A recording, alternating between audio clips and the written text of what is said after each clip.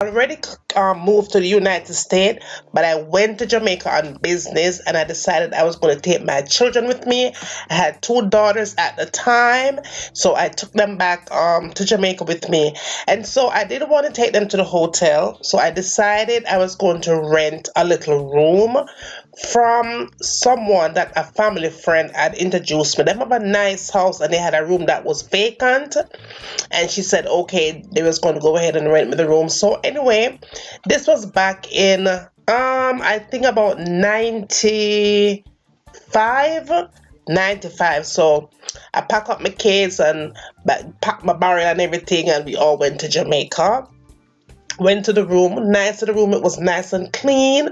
She had a kitchen and everything. It was a nice house, nice comfy room. And the room that I rented also had a bathroom in it, so I didn't have to like use their bathroom. And they had a bathroom on the outside of the yard too, but we never have to use the bathroom outside.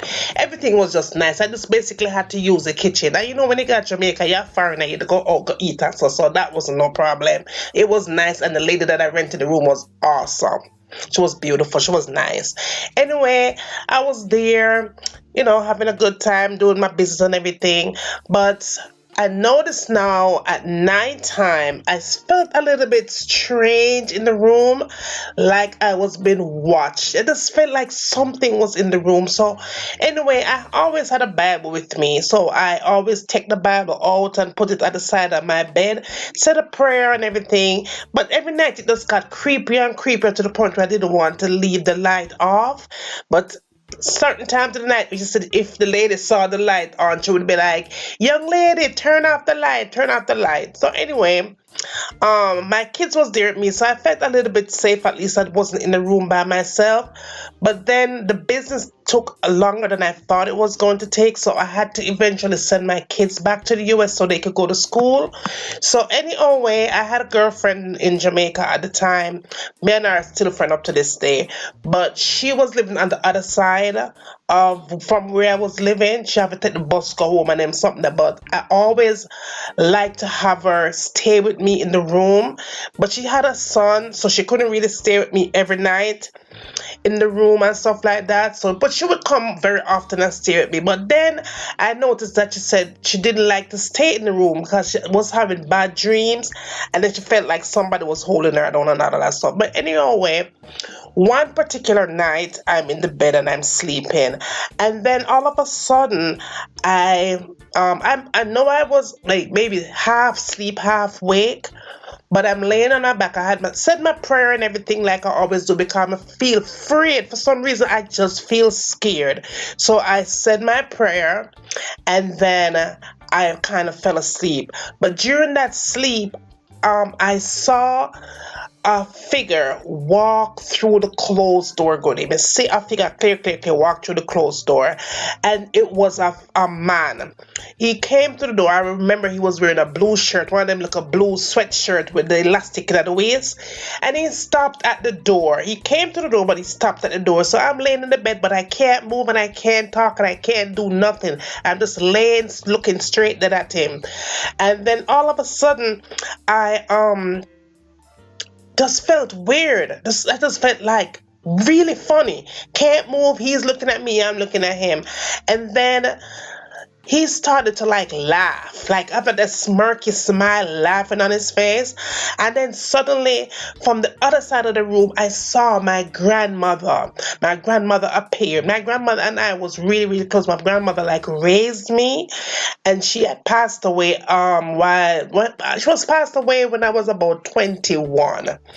And so my grandmother, I saw her from the corner of the room, and she said to me, "June," because that's what she calls me, June. She said, "June, rebuke him in the name of the Father, in the name of the Son, in the name of the Holy Spirit." She said, "Rebuke him. Let it come from the pit of your stomach. Rebuke him right now." And I started to say, "I rebuke in the name of the Father and the Son. I rebuke in the name of the Father and the Son and the Holy Spirit." And at first, when I started to say it, he acted like it wasn't bothering him. But then I remember my grandmother saying, rebuke him, let it, with all that you have inside of you." And I started to like say it with more compassion, with more meaning and more firmness. And then suddenly I seen him starting to spin in a circle. At first he was still acting like it wasn't bothering him, but then I know that it did start to affect him because he started making a funny sound and then he started spinning and spinning and spinning and spinning until finally he just disappeared and I just woke up out of my dream.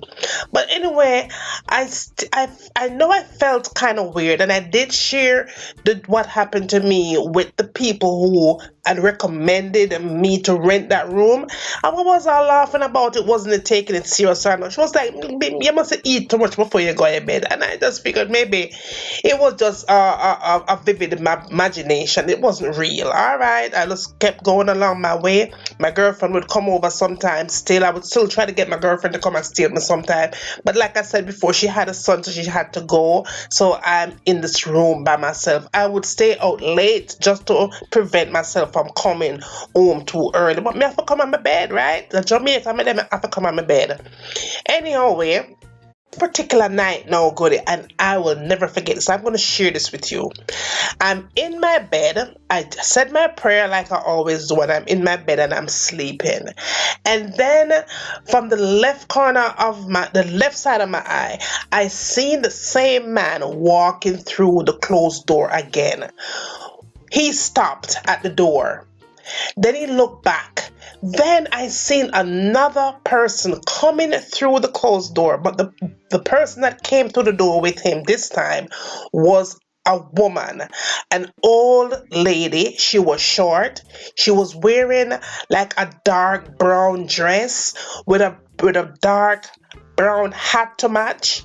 The dress was tight fitting on her body. She was a very small, petite lady, dark complexion, and around her waist was one of them broad belt that people used to wear. I mean, back in Jamaica, them time the people used to make those kind of belt.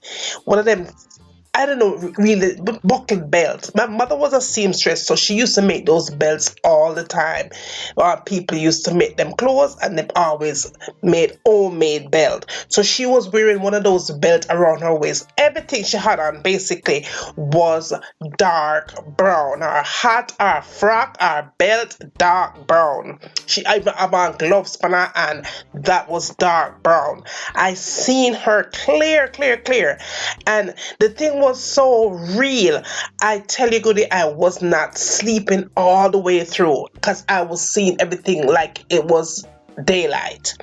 He stopped at the door. She came through and walked. She kept walking towards my bed. She walked towards my bed, but while she's walking towards my bed, at this point, I'm not able to move. I'm not able to speak. I could not blink an eye. I could not open my mouth. I'm trying. In my mind, I remember what my grandmother had said to me earlier was to rebuke that person, that same man that came in the room the couple of weekdays before. And I was trying to say the Lord's Prayer, and I'm trying to scream out, and nothing is coming out of my mouth this time. The lady walked towards the bed, and she stand over me. I could see her standing over me. And let me tell you something. This is an experience I will never forget. I felt my body. The lady was sucking the life out of me. I felt my heart slowly stopping. Boop, boop, boop, boop, boop, boop. I felt my heart slowing down. And I felt my body leaving the bed. I could feel my body lifting from the bed. And I was able to kind of glance down from the corner of my eye to see, because I wasn't feeling my body touching the bed anymore. And when I looked down, I could see my body floating from above the bed. The lady was standing right over me with the wickedest, evilest eyes, and the woman, the feeling that I got from her was like she was there to hurt me, to harm me. And then I was kind of struggling, like trying to scream. The lady that I was staying with, that I rented a room from, her name, people used to call her Auntie. So I'm screaming, I'm saying the Lord's Prayer, I'm doing everything. The lady is sucking the life out of me. I still can't move, can't scream, can't do nothing, but I know that I feel my body body elevated from the bed.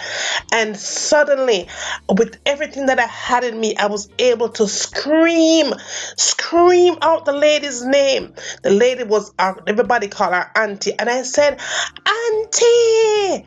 One time. And when I said Auntie one time, I felt my body slowly going back down. Because at this time, no, I'm not asleep. I could never be sleeping because I'm seeing everything and I'm feeling everything. But I'm able to go down. I felt my back touching the bed. I felt when I basically was laid back down in the bed, and I saw the lady and the man walking back out the door. They turned around and looked at me and then walked right through the closed door. When the lady, they heard me scream, because her room was across the hall from my room where I rented, and she heard me scream. I screamed so loud, it waked the lady out of her sleep. As she ran in the room, I was sweating like a cow about to be slaughtered. And that's how much I was sweating. My nightie was wet from sweat. She flicked the light on and just said, "Young lady," because that's what she'd call me. She said, "Young lady, what's wrong? What's wrong?" Mr. Somebody in the room, 2 people in the room are trying to kill me. And she said, "Okay, come and stay with me in my room." No, I'm a grown woman now in my 30s, and this lady is taking me into her room. That's how terrified I was.